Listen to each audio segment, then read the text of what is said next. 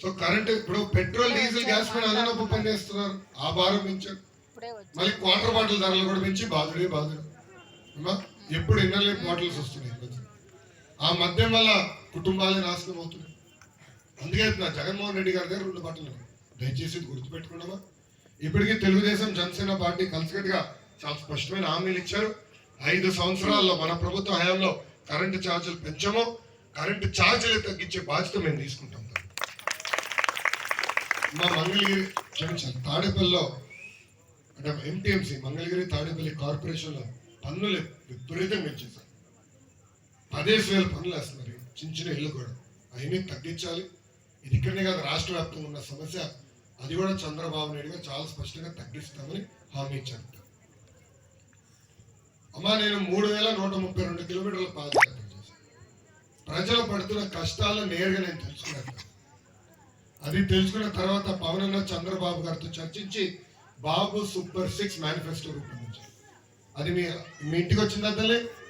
వచ్చి అందిన వాళ్ళందరూ చేతులు పైకి ఎత్తండి సార్.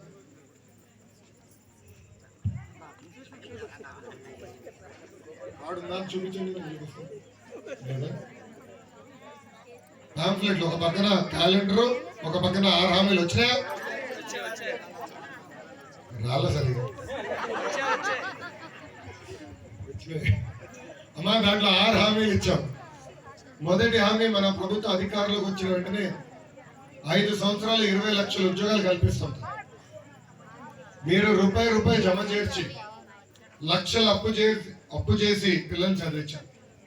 ఈరోజు పిల్లలు చదువుకుని బయటకు వచ్చే సమయానికి ఉద్యోగాలు లేవు. రాజధాని సర్వనాశనం అయిపోయింది. ఉన్న కంపెనీలు పారిపోయే పరిస్థితి. ఉద్యోగాలు కల్పిస్తాం. అది మొదటి హామీ. రెండోది 18 నుంచి 59 సంవత్సరాల వయసు కలిగిన మహిళలకి ప్రతి నెల 1,500 రూపాయలు ఇస్తాం. అంటే సంవత్సరానికి 18,000, 5 సంవత్సరాలు 90,000 రూపాయలు మీ అకౌంట్లో జమ చేస్తాం. 3 హామీ బాబు గారు ముఖ్యమంత్రి ఉన్నప్పుడు గ్యాస్ ధర 400 రూపాయలు తెలియదు. ఇప్పుడు అదే గ్యాస్ ధర 1,200 రూపాయలు ఏం తెలియదు. 3 రెట్లు పెరిగింది. తెలుగింటి ఆడపడుచులు ఆదుకునేదానికి ప్రతి ఏడా ప్రతి కుటుంబానికి ఉచితంగా 3 గ్యాస్ సిలిండర్లు మన ప్రభుత్వం అందజేస్తుంది.